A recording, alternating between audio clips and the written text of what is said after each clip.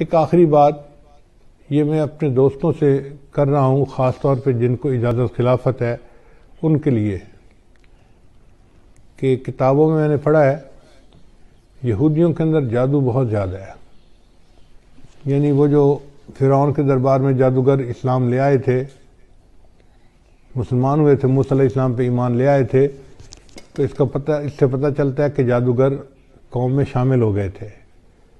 ویسے بھی سلیمان علیہ السلام کے زمانے میں جنوں سے لوگ جو ہے وہ جادو سیکھتے تھے، تو یہودیوں میں جادو بہت رہا ہے اور یہ جادو آج تک ہے.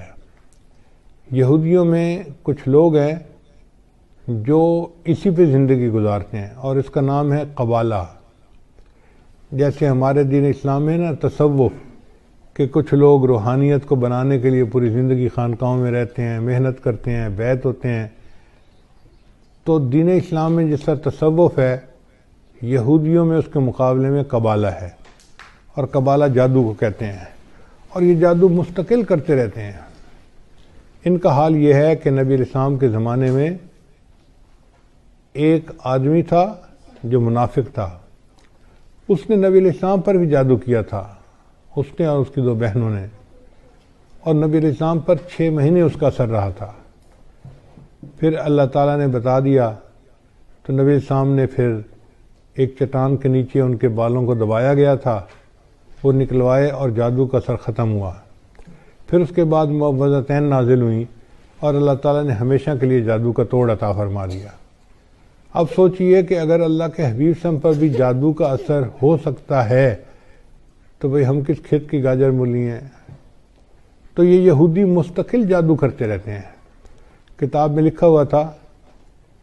کہ ان کے جادو کرنے والوں نے بتایا کہ جب خلافت عثمانیہ کو توڑنا تھا تو ایک ایسا یہودی تھا کہ جس کو مستقل انہوں نے جادو کے لیے بٹھا دیا تھا. جب تک خلافت عثمانیہ ٹوٹ نہیں گئی وہ اپنی جگہ سے ہلتا نہیں تھا. یعنی اس کی مثال ایسے ہے کہ جیسے ذیلی جماعت والے گشت کے لیے نکلتے ہیں نا، تو ایک جماعت کو ذکر کے لیے بٹھا جاتے ہیں، بھئی جتنی دیر ہم گشت کرتے رہیں گے آپ اللہ اللہ کرتے رہنا، برکت رہے گی. یہودیوں کا یہی حال ہے کہ وہ جب کوئی کام کرنا چاہتے ہیں تو کسی کو جادو کے لیے بٹھا دیتے ہیں. تو اگر وہ جادو کے لیے اس طرح بٹھا دیتے ہیں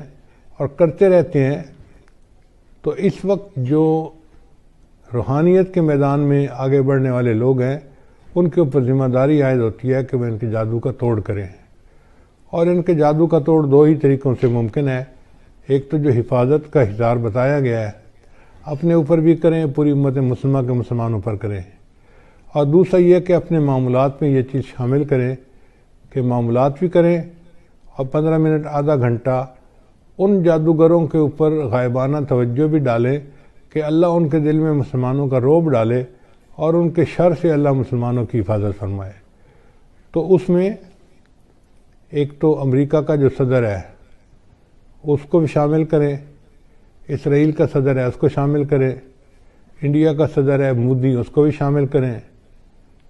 اور اس میں سارے اسرائیل کے یہودیوں کو اور ان کے خاص طور پہ جو قبالہ کے جو لوگ ہیں ان کو شامل کریں، تاکہ ان کے دلوں پر اللہ تعالیٰ مسلمانوں کا رعب بٹھائے اور ان کے شر سے اللہ تعالیٰ مسلمانوں کی حفاظت فرمائے. یہ ایک عمل ایسا تھا جو ابھی میرے علم میں آیا کہ اس کو کرنا ضروری ہے، اس لیے میں نے بتا دیا کہ خلفاء حضرات خاص طور پر اس بات کو سمجھیں اور اس ذمہ داری کو پورا کریں. یہ امت لاوارث نہیں ہے، اس کی ذمہ داری روحانیت کے مشائخ کے اوپر ہے. ہر سلسلے کے مشائخ